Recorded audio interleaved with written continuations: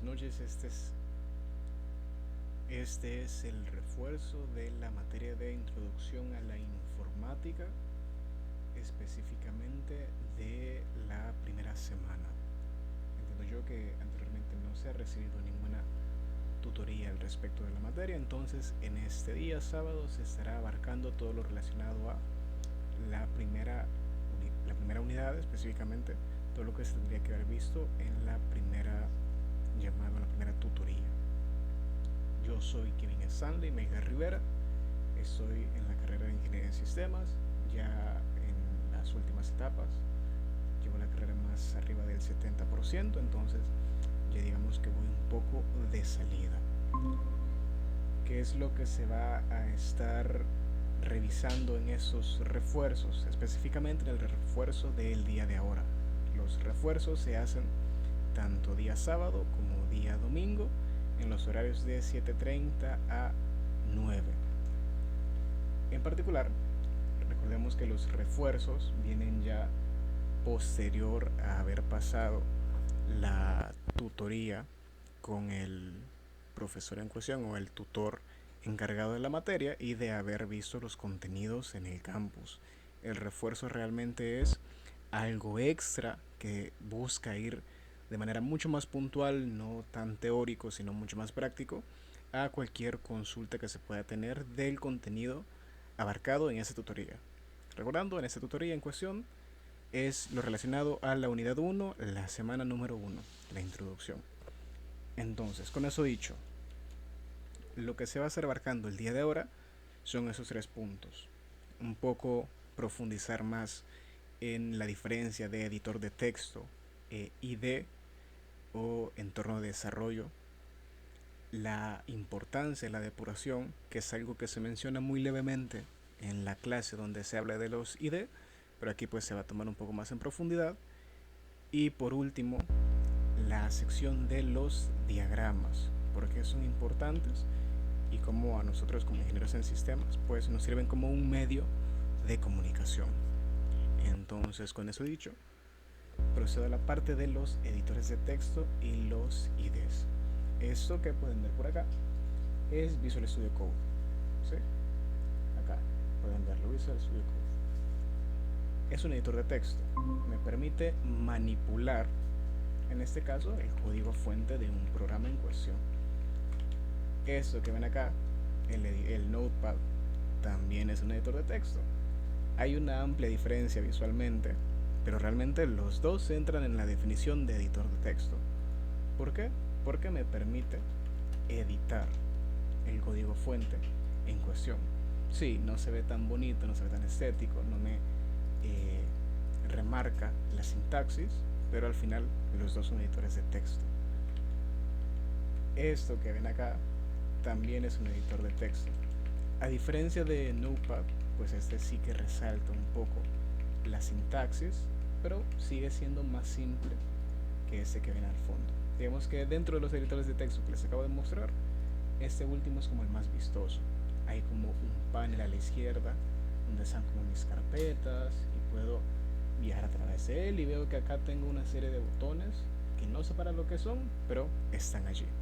Entonces, estos 3 ejemplos, los 3 son editores de texto, con sus diferencias, sus más y sus menos, pero son editores de texto. Ahora viene el IDE. En las clases que ustedes tienen les han presentado Visual Studio. Este no es Visual Studio, pero es un equivalente, es un símil, ¿sí? Donde ustedes pueden de nuevo ver el código fuente. ¿Qué diferencia esto de que es un ID a los 3 anteriores que les he mostrado? Es decir, a este y a este. ¿Qué diferencia estos 3 de este último? En primer lugar, que consume más recursos, ¿sí? Eso es lo primero que se van a percatar y creo que es un criterio clave si quieren decidir entre un editor de texto o un IDE, que los IDE por norma general siempre les van a consumir más recursos porque tienen más características integradas por defecto. Ustedes descargan el IDE y lo instalan y por defecto va a tener muchas más características. Los editores de texto no, pueden ser tan simples como esto, o tan especiales o con tantas características como este. Incluso este de acá, que pueden ver que tiene una serie de características y como una serie de opciones, sigue siendo más liviano o menos demandante que este IDE.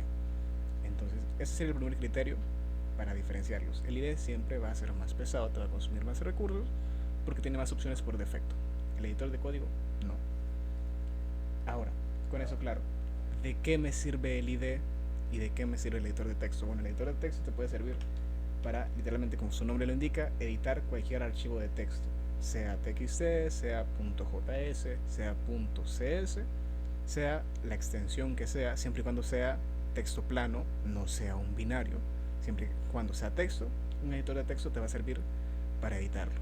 ¿Qué es un ejemplo de un archivo que es binario y no puedo abrir con un editor de texto? Por ejemplo, un documento de Word. Eso ya es un archivo binario que tiene pues allí su lógica interna y como sus agregados extras que no te permite agregarlo un editor de texto ni tampoco un IDE, ¿sí? Tanto el IDE como el editor de texto abren simplemente archivos de texto. Nosotros al final en la carrera de desarrollo trabajamos con archivos de texto, en su caso que están iniciando con los archivos .cs, que son los archivos de C#. Todo el código fuente de C# se guarda en archivos .cs y son los que ustedes estarán abriendo con Visual Studio. Entonces, tanto el IDE como el editor de código me permiten abrir archivos de texto, donde empiezo yo a ver ya las diferencias. Visual Studio, que es el que les recomienda la cátedra, es un IDE especializado para C#. ¿Qué quiere decir que es especializado para C#? Que todos esos agregados que les mencionaba que el IDE trae por defecto van orientados a que puedan programar en C# de manera mucho más fácil. Por ejemplo, lo más claro de ver es que el texto se los remarca con diferentes colores. Por ejemplo, eso está en azul y tiene un motivo por el que es en azul. Eso está en naranja y tiene un motivo por el que es en naranja. Eso en morado y así sucesivamente. Por ejemplo, los operadores, si se fijan, esos operadores de menos e igual están en un color azul, diferente a esos colores de estas que son variables, que están en anaranjado. Esto que es el tipo de mi variable se llama result. Su tipo es double, tienen colores diferentes, no lo parece, pero sí, ese es anaranjado y ese es rojo. Entonces, primero punto, cuando yo abro mi IDE que está especializado en C#, en ese caso es Rider, en su caso es Visual Studio, veo que ya me pinta todo de manera pues bonita, como para poder identificar sus partes. ¿Qué más me trae un IDE? Y aquí es donde vamos a partir ya al segundo punto, la importancia de la depuración. Un IDE, claro, viene enfocado para habitualmente un lenguaje en particular. Este viene enfocado para C#. Me permite hacer depuración de manera muy sencilla. ¿Y por qué es importante la depuración? En el video mencionaba, una de las características de los IDE es que te permite hacer depuración. La depuración te sirve para saber cuál es el flujo de tu programa. En este caso, lo que les estoy mostrando es simplemente un programa que recibe dos números y hace la resta de esos dos números. Al primer número que yo le ingreso, le resta el segundo. Así de simple. Este es un flujo que puedes intuir qué es lo que hace. Yo le doy el primer número, lo guarda, le doy el segundo número y el primer número que guardó le resta el segundo número que le pasé. Es un flujo bastante predecible y que yo me lo puedo imaginar de manera sencilla y hacer un diagrama, por ejemplo. Pero ¿qué pasa? No todos los programas son así de simples. Van a haber ocasiones en las que van a estar interactuando diferentes archivos y yo voy a necesitar saltar entre esos diferentes archivos para ver el flujo del programa. Y es allí donde la depuración cobra importancia. Y un ID ya lo trae configurado por defecto. Ya simplemente es cuestión de abrir el código fuente de una aplicación, en este caso de C Sharp, porque recordemos es un ID para C Sharp. Yo ya puedo empezar a debuguear y ver el flujo de ese programa en cuestión. Hagamos una prueba. Para yo decirle al programa dónde quiero parar, porque recordemos, la depuración lo que hace es mostrarme el flujo de ese sistema. Pero para que me muestre el flujo de ese sistema, yo debo de indicarle, mira, ejecutate, pero quiero que pares acá. Para yo hacer eso y para yo indicarle eso al ID, me voy a la sección de la izquierda de la barra de números.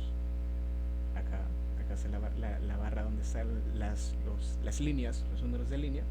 Y pueden ver que si hago hover sobre el número, se pone un punto rojo. Eso, si yo le doy clic, lo que indica es que cuando yo inicie la ejecución del programa, allí se va a detener. No va a continuar su flujo, sino que allí se va a detener. ¿Y de qué me sirve esto? Me sirve, por ejemplo, para yo identificar qué es todo lo que ha pasado en el programa hasta ese punto. Entonces, voy a poner un punto acá. Voy a quitar este, lo voy a dejar allí. Cuando yo ejecute el programa, va a ejecutar todo esto y se va a detener aquí. Si yo lo pongo acá, entonces va a ejecutar todo esto y se va a detener acá. Y así sucesivamente. Entonces, lo voy a poner acá. Lo estoy poniendo específicamente en la línea donde yo declaro mi variable num1 que ha sido tomada desde la terminal. Es decir, esta variable lo que hace es toma el primer número que yo le estoy entregando para hacer la operación de resta. Para empezar a depurar, simplemente doy clic acá en el botón de arribita, donde aparece como un insecto, y doy clic. Eso lo que va a hacer es iniciar la ejecución del programa, pero no de manera habitual, sino que la va a iniciar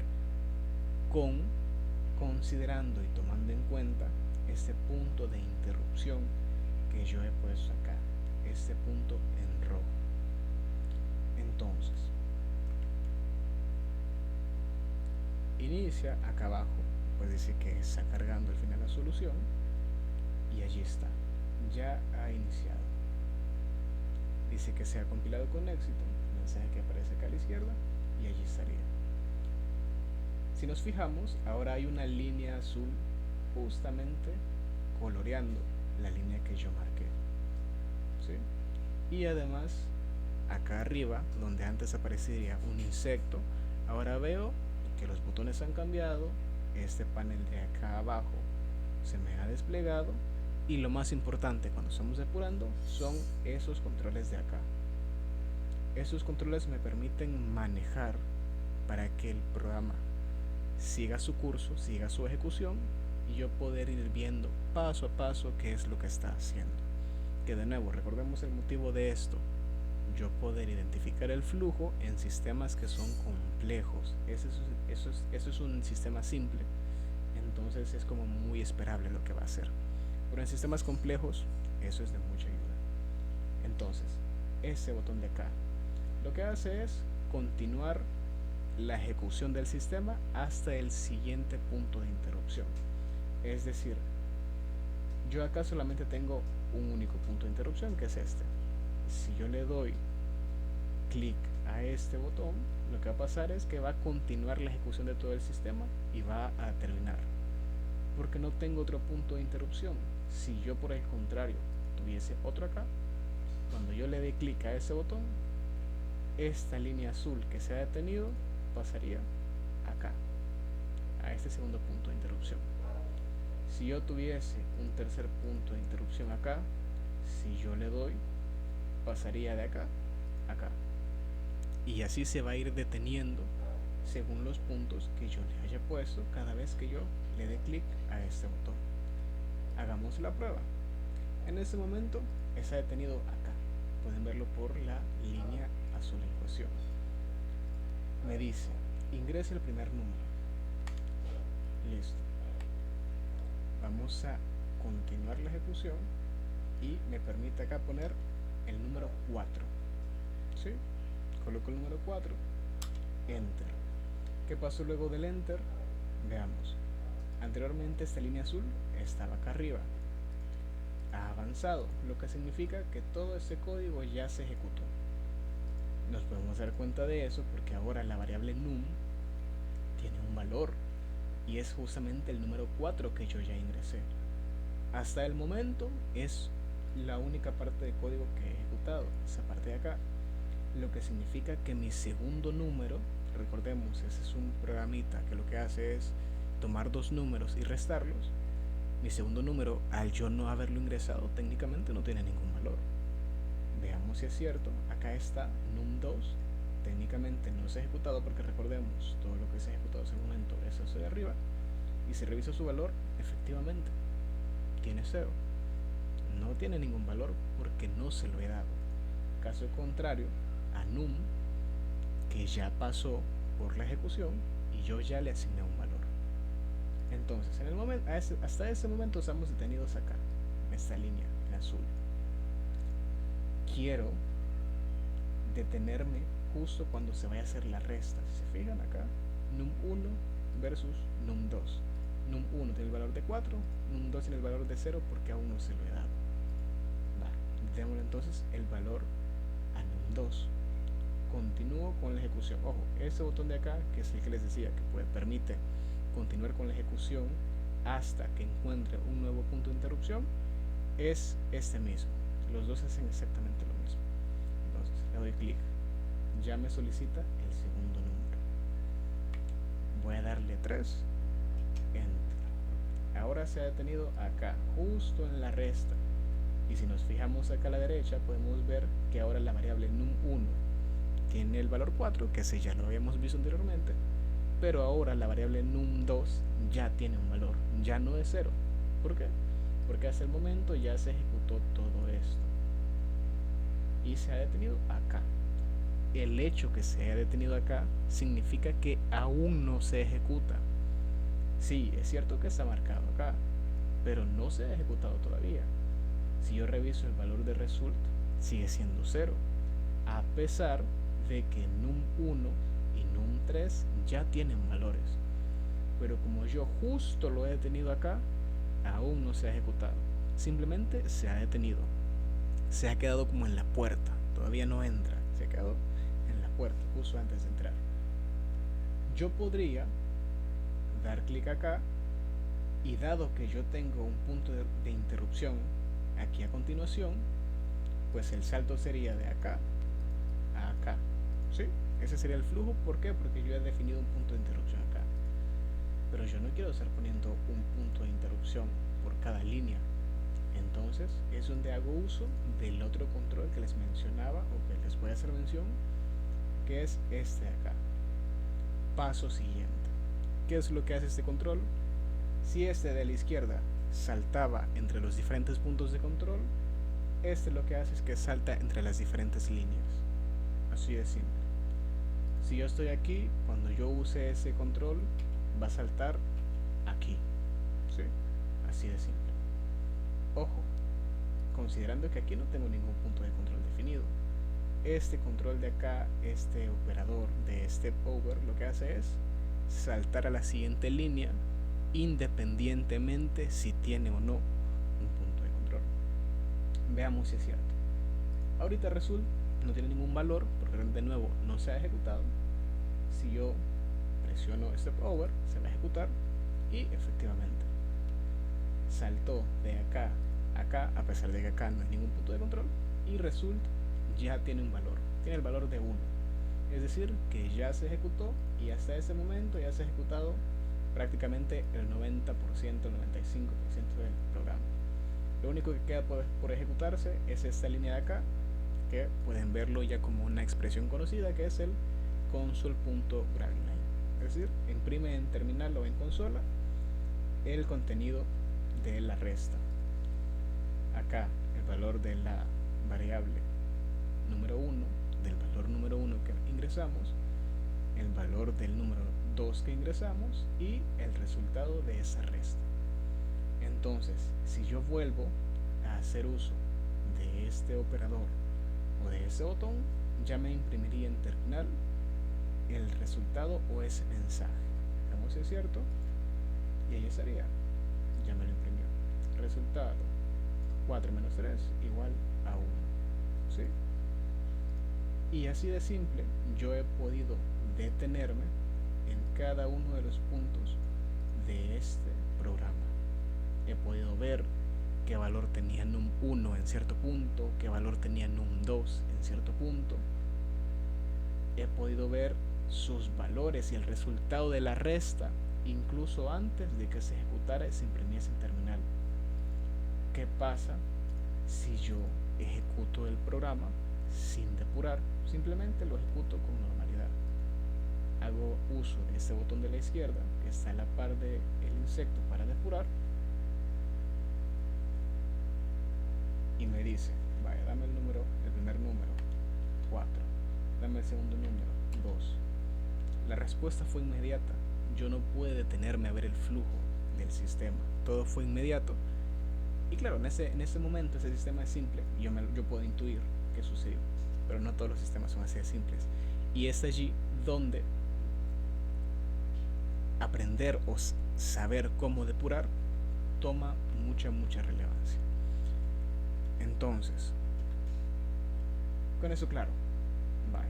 Ya nos dimos cuenta que en este caso Rider, este IDE me sirve para programar sistemas que estén hechos con el lenguaje de C#, específicamente con toda la tecnología de .NET, y que todo esto de poder yo depurar y detener los flujos ya viene por defecto.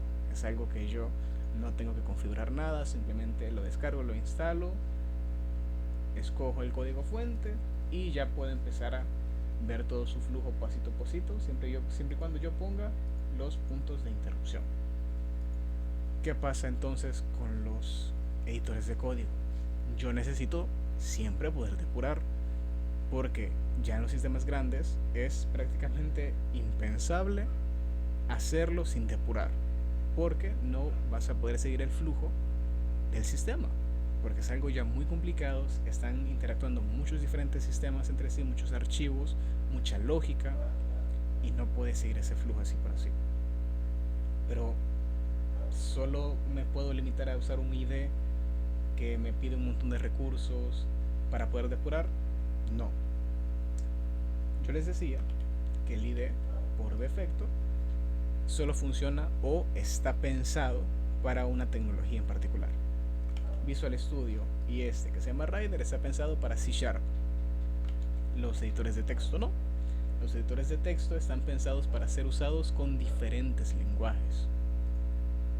¿Cuál es la contra o la desventaja de esta libertad? De que yo tengo que configurar mi editor para que funcione con los diferentes lenguajes. El IDE me da todo ya servido, ya configurado para que lo use, porque solo funciona para una tecnología en particular. El editor de texto no me da nada servido, tengo yo que configurar todo, pero me da la flexibilidad de poder usarlo con diferentes lenguajes. Y es el ejemplo que les traigo acá. La sintaxis no es relevante, sino lo que hace. Este es un pequeño script en Python que hace exactamente lo mismo que el script que les mostré o el proyecto que les mostré en C#. Y este es otro que hace de nuevo exactamente lo mismo, pero en JavaScript. Es decir, estoy tocando aquí dos lenguajes diferentes, Python y JavaScript, y los puedo tocar en el mismo editor de código, cosa que no podría hacer en Rider o Visual Studio, porque está pensado para trabajar con .NET o con el lenguaje de programación C#. Aquí, como yo estoy en un editor de texto, yo puedo trabajar con el lenguaje que yo quiera, con la única desventaja que tengo que configurarlo a pie, a manita, para que funcione. Entonces veamos si es cierto, veamos si yo puedo trabajar con esos dos lenguajes en el mismo editor y no tengo que descargarme un ID solo para Python y un ID solo para JavaScript. Vaya, veamos, empecemos con Python. De nuevo, mismo caso, un sistema que toma dos valores, dos números, y simplemente los resta. Yo lo que quiero es detenerme, voy a poner un punto de interrupción acá.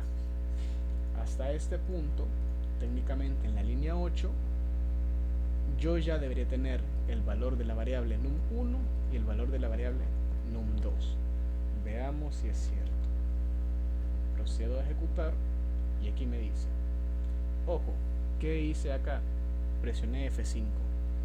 Acá tal vez no es tan intuitivo, tan bonito como el ID que tenía un botón de un insecto que me decía eso es para debuguear, sino que es con combinación de teclas. Ahí ya le agregamos una pizca de complejidad, porque pues yo debo de haber leído los atajos de teclado del editor para yo saber que con F5 yo abro el debugger, ¿sí? Entonces, o el depurador.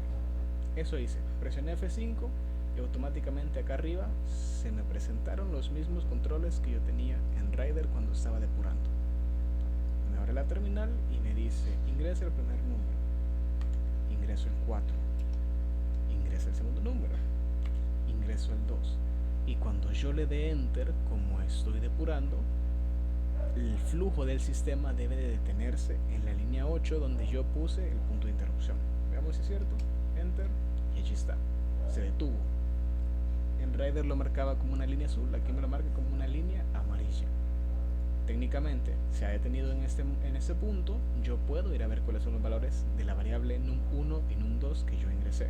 Vamos si es cierto, num2 tiene el valor de 2, num1 tiene el valor de 4.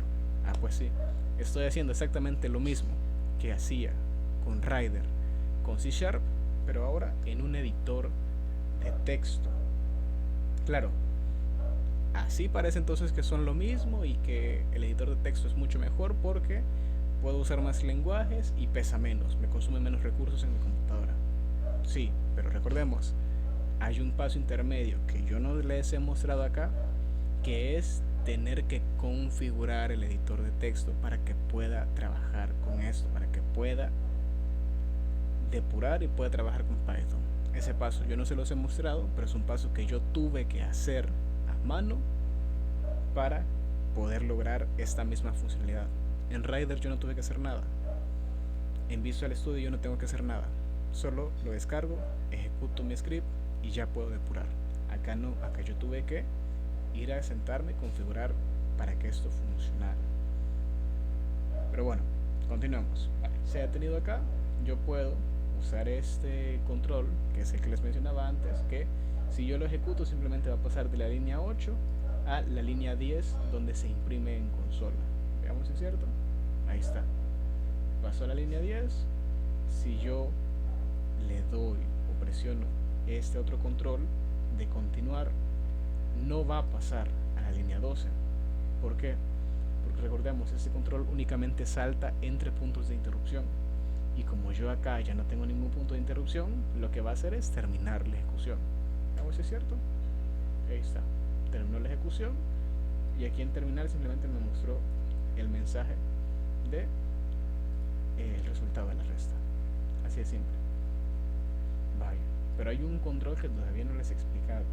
De nuevo, F5 para entrar de nuevo en ese modo de depuración, pongo cualquier valor, 59, 9, y aquí hay un tercer, bueno, sí, un tercer control. Ese de acá es Step Over, pero es que salta entre las diferentes líneas. Yo presiono este y pasaría al 10, lo vuelvo a presionar, pasaría al 12, lo vuelvo a presionar, pasaría al 13. Simplemente va en secuencia el Step Over. Pero está el Step Into. ¿Qué hace este control? Lo que hace, o como se traduce, es ingresa a la operación que estoy llamando. Entiendo que para este punto ya están en la semana 2, ya vieron lo que son las estructuras de control y las funciones o métodos en programación. En este caso lo vieron en C#. donde una función o un método no es más que un extracto de lógica que vas a repetir mucho, vas a usar mucho. Por ejemplo, la función que yo tengo acá definida, así se definen las funciones acá. En C Sharp sé que se definen de manera diferente, es quizás un poco más verboso, hay más sintaxis que utilizar, pero acá se define de esta manera. Esto es una función que se llama subtract, que lo que hace es restar, ¿sí? Así de simple. Mismo caso que esto de acá, ¿sí? Esto de acá, ¿no? Es una resta, simplemente que yo acá lo estoy guardando en una función. ¿Por qué? Porque lo voy a usar mucho y quiero que sea una función. Entonces, ¿qué tiene que ver esto de las funciones y los métodos? De qué es código que yo tengo guardado para simplemente llamarlo y reutilizarlo con el operador de step into, que lo que hace este operador o este control es que si yo lo presiono va a ir a buscar a la función que yo estoy llamando. Por ejemplo, aquí estoy llamando la función subtract, que es la que tengo definida acá arriba. Si yo presiono step into, va a identificar que estoy llamando una función y va a ir a mostrarme el flujo de esa función, a pesar de que acá yo no he puesto ningún punto de interrupción.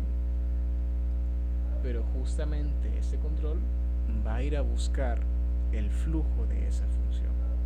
Caso contrario, si yo uso step over, él va a identificar que allí hay una función que tiene su propio flujo, pero como le estoy diciendo que no quiero entrar en tanto detalle, simplemente se lo va a saltar.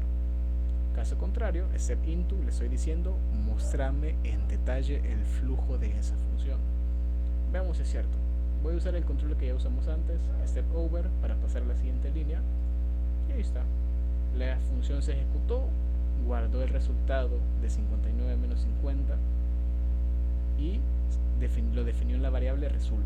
Ahí está, pueden ver que dice 50, pero no me mostró en ningún momento el flujo de la función, simplemente la ejecutó y ya.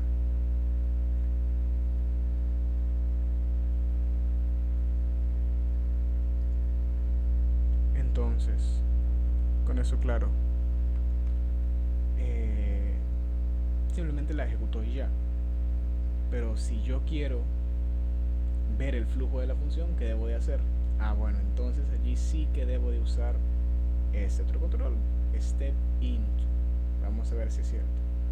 Voy a utilizar otro control que es reiniciar. Reiniciarme de nuevo la ejecución, porque al momento la ejecución la tengo en la línea 10, pero quiero que la reinicies para volver a estar en la línea 8. Vaya, reinicio. Me vuelve a pedir el número 1, 59, número 2, 9, y ahí estaría. Vuelvo a estar en la línea 8 porque reinicié el flujo. Ahora sí que quiero ver el flujo de mi función. Por ende, cuando yo use el control de step into, me va a retornar aquí. Veamos si es cierto. Presiono y efectivamente allí estoy. Y puedo ver los valores de A, que es 59, y el valor de B, que es 9. Esto pues ya entiendo que ya lo habrán visto en las funciones o en los métodos que les decía. Debes de definir qué le pasas a tu función, a tu método. En este caso yo lo nombré como A y B, que hace referencia a número 1 y número 2, ¿sí?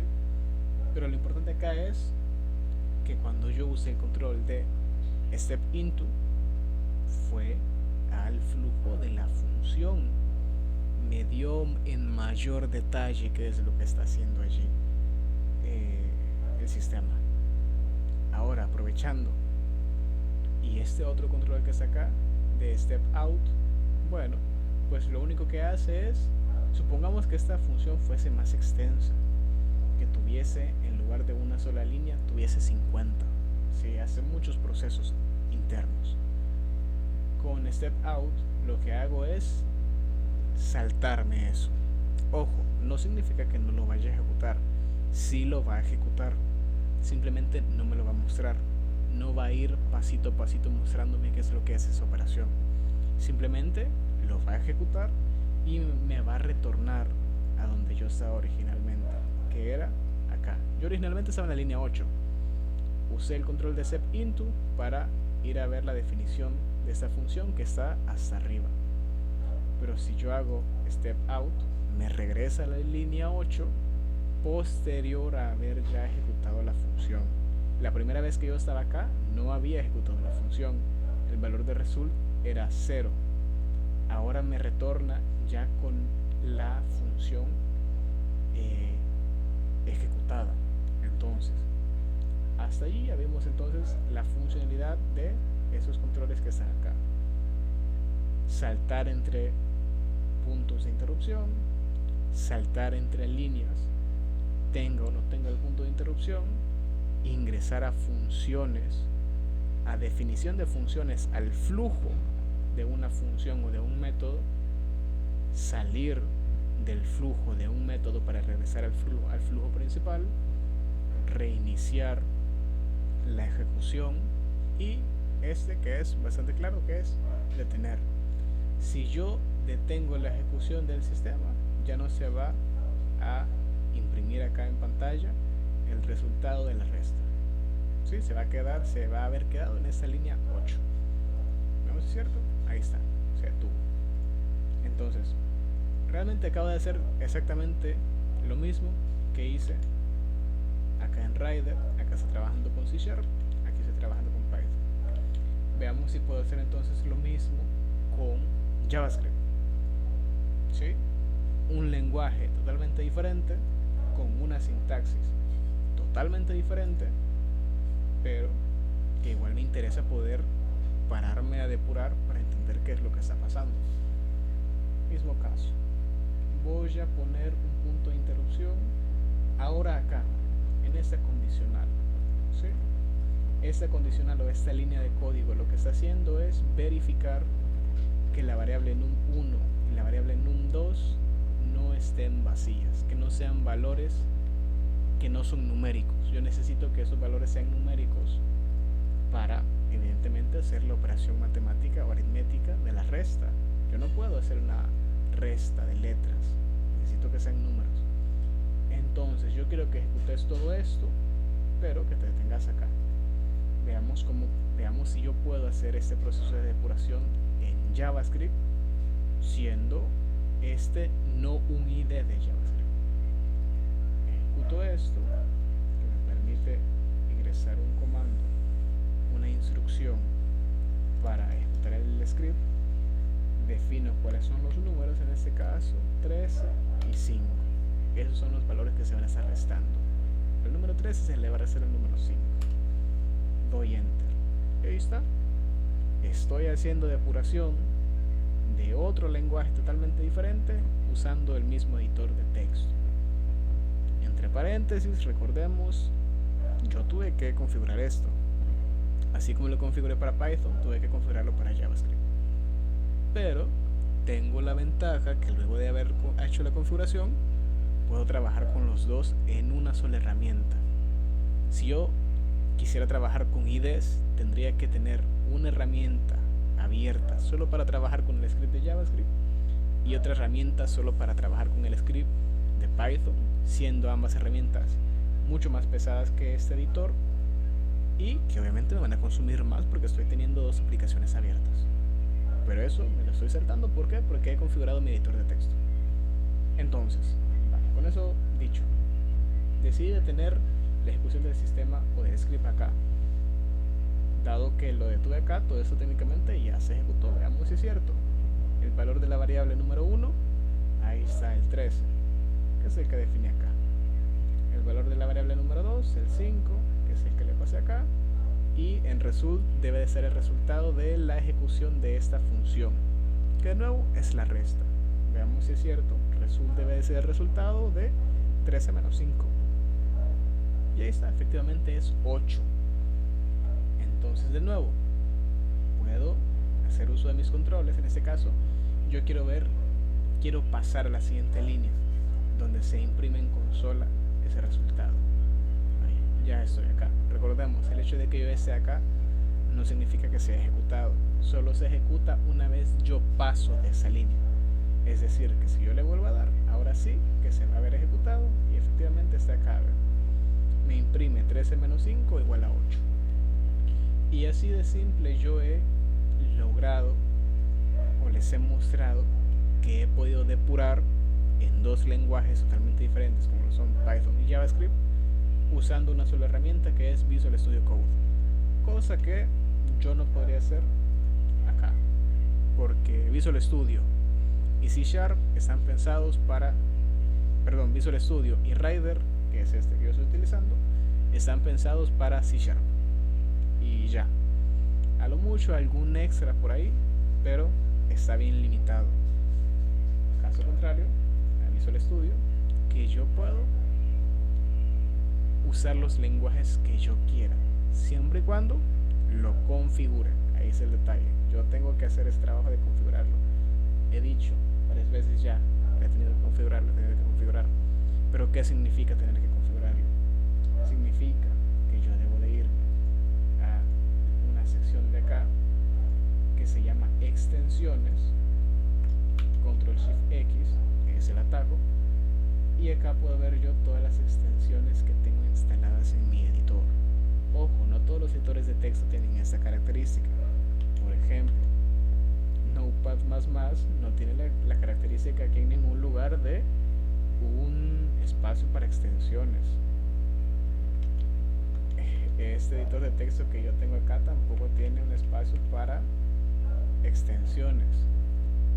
Los tres son editores de texto, pero incluso dentro de los editores de texto están sus diferencias. Visual Studio Code es un editor de texto, pero que tiene características especiales que lo enfocan a desarrollo. El término editor de texto no es exclusivo para desarrollo. El término editor de texto es genérico. Ahora están los editores de texto enfocados a desarrollo que permiten instalar extensiones que son la configuración para trabajar con un lenguaje en particular. Por ejemplo, esas dos de acá, Python y Python Debugger, fueron las que yo necesité instalar para trabajar con este archivo .py que es de Python. Este de acá, ¿sí? Yo necesité esas dos extensiones para trabajar con ese archivo. ¿Qué necesité entonces para trabajar con JavaScript? Pues las extensiones de JavaScript, las debidas extensiones de JavaScript. Yo uso acá JavaScript, me van a aparecer todas las extensiones necesarias, todas las extensiones disponibles, ojo, no necesarias, disponibles de JavaScript. Yo puedo darle clic y leer la descripción, ¿sí? Aquí está la descripción de qué es lo que hace esa extensión. No todas son necesarias. Yo, por ejemplo, simplemente tuve que instalar esta de acá.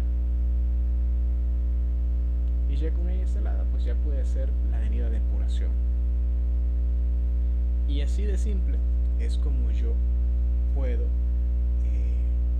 empezar a trabajar con editores de texto o con IDEs para mi código fuente. Ustedes, pues la cátedra les ha dado o les ha mostrado el uso de Visual Studio para C Sharp, porque en ese momento de la carrera pues solo van a ver C Sharp, pero a medida que ustedes vayan viendo o vayan avanzando en la carrera, van a ir tocando otros lenguajes de programación y en lugar de ir descargando un ID por cada lenguaje de programación que toquen, ustedes pueden simplemente descargar un editor de texto enfocado a desarrollo e irlo configurando para los diferentes lenguajes que ustedes vayan utilizando a lo largo de la carrera.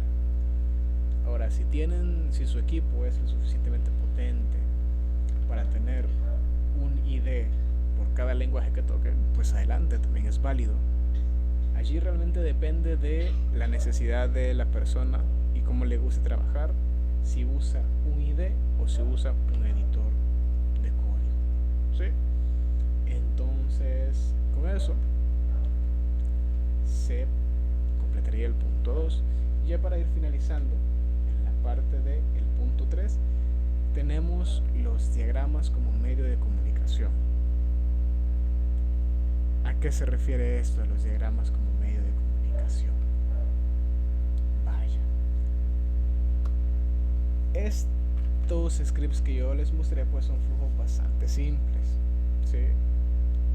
hay dos líneas de código, una para cada número que es recogido o obtenido desde la terminal, desde la entrada del usuario.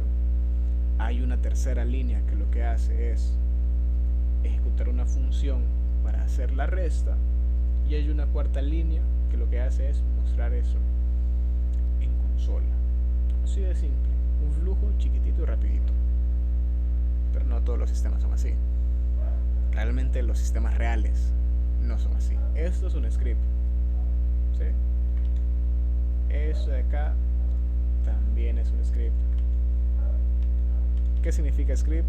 Es un pedazo de código que hace algo simple habitualmente. No es todo un sistema. Cuando hablamos de sistema nos referimos a muchos archivos, muchos scripts que están conectados entre sí o relacionados entre sí para hacer una serie de funcionalidades, una serie de operaciones, todas relacionadas entre sí para dar ciertas características. Entonces, estos hacer simplemente scripts pues son muy simples, pero ya en los sistemas estamos hablando de cientos de scripts, todos relacionados entre sí, todos conectados entre sí, que hacen muchas operaciones. Como yo, que he desarrollado un sistema, cuando venga alguien nuevo que me va a ayudar a darle mantenimiento a ese sistema o que le va a agregar nuevas características, le puedo comunicar qué es lo que hace ese sistema. Claro, yo podría sentarme un día con él y explicarle, mira, este archivo hace esto, este otro archivo hace todo esto, y estar allí todo un día explicándole qué es lo que hacen los 200 archivos que tiene mi proyecto y cómo ellos se conectan entre sí. Pero ¿de verdad se va a acordar esa persona de todo lo que le he explicado en un solo día? O incluso si lo graba la conversación que tenemos, ¿va a ser fácil para esa persona ir archivo por archivo y tratar de identificarlo e imaginarse cómo es el flujo? No, la verdad es que no. Es allí donde entran los diagramas. Y qué mejor caso que un ejemplo. Este de acá es un diagrama de secuencia. Ustedes hasta el momento han visto diagramas de flujo, ¿sí? Diagramas, o bueno, están empezando a ver diagramas de flujo. Este es similar, tiene sus particularidades, tiene sus reglas internas, por llamarlo así, pero al final es un diagrama. Lo importante es que permite mostrar un flujo. Algo importante, para que un diagrama sea útil, debe de ir acompañado de un contexto. Si yo les muestro este diagrama acá, a pesar de que es muy útil, porque a una persona a la que yo le haya dado el contexto le va a simplificar mucho el flujo, a ustedes o cualquier persona que lo vea, si yo no le he dado el contexto, esto no se entiende, a pesar de que está hecho para simplificar las cosas y que se entienda. Pero es allí donde entra la importancia del contexto. Un diagrama es útil si yo te he dado el contexto necesario para que lo entendas y para que sea útil. Si no, es una serie de garabatos y figuritas que no me dicen nada. Entonces sí, a pesar de que este diagrama parece que no tiene ni pies ni cabeza y que no se entiende qué hace y que yo solo veo una serie de flechitas que van a la derecha, es muy útil y simplifica una explicación que me costaría darle a una persona nueva para que entienda cómo funciona un sistema. Yo le doy el contexto que él necesita, le muestro este diagrama y él va a entender rápido a qué se refiere y va a estar allí como herramienta de documentación. Otro ejemplo, este se parece más a los diagramas que ustedes están viendo ahorita, con Psaint y DIA y todos esos son flujogramas, ¿sí? Al final tiene una estructura de izquierda hacia la derecha. Y de nuevo, con el contexto correcto, este diagrama es muy útil para la persona para entender el flujo que yo le estoy retratando acá. Veamos tal vez uno más completo. Este ya es un diagrama real. Es un diagrama de una característica de un sistema para una empresa, para la empresa en la que laboro. ¿Este es el diagrama de todo ese sistema? No. Ese es el diagrama de una característica de ese sistema.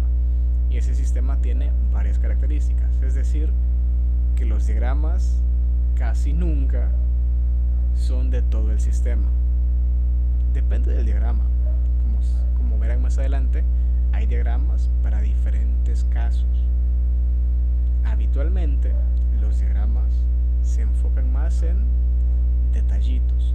¿Puede un sistema ser diagramado en su totalidad? Sí, existen diagramas para ese tipo, para ese propósito. Pero habitualmente quedan muy densos, muy extensos e incluso son difíciles de leer.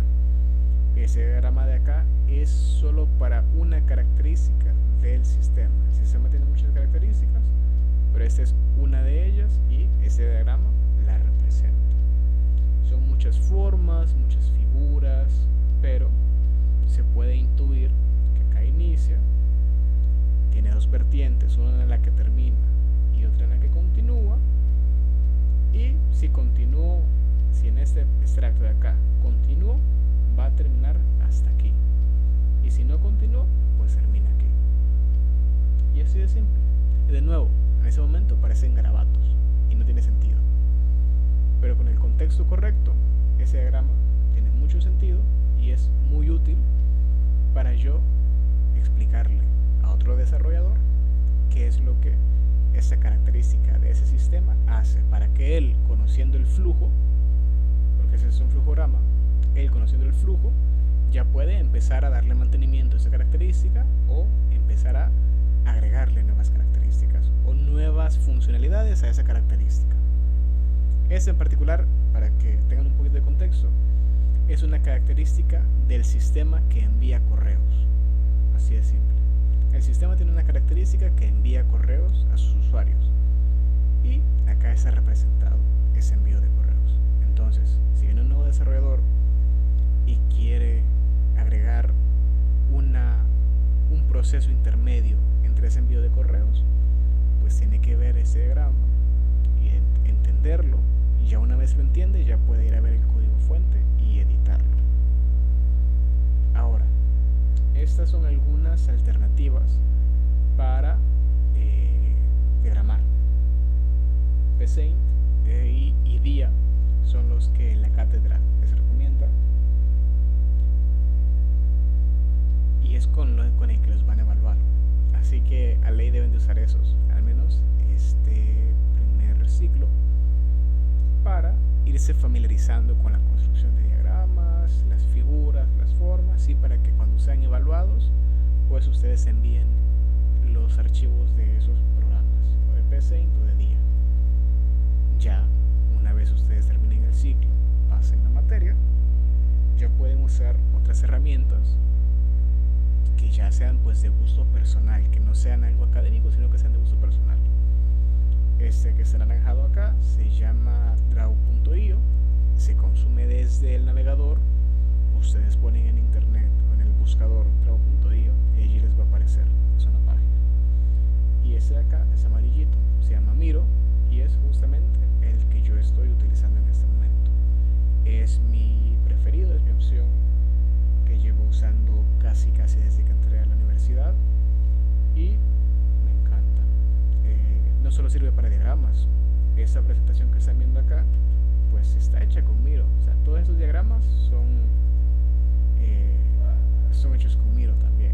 Realmente Miro puede hacer diapositivas, puede hacer diagramas, tiene muchas características, pero de lo que estamos hablando ahorita es de los diagramas. Y efectivamente puede hacer diagramas y un montón de diagramas, todos los tipos que te imagines. ¿Quieres un ejemplo de eso? Aquí tienes un ejemplo. Esto es Miro y estos son, por ejemplo, diagramas de casos de uso. ¿Sí? Otro ejemplo, ese es un diagrama de aplicación, o más que nada un diagrama contextual para una aplicación de un proyecto de una materia. Este de acá, ¿qué es un diagrama conceptual para base de datos. es un diagrama físico de base de datos. Más ejemplos. Aquí tienes más ejemplos. Todo esto es Miro, ¿sí? Más diagramas de caso de uso. Esto es un diagrama de clases, que eventualmente lo van a ver. Acá está diagrama de clases. Eso de acá es un flujograma, ¿sí?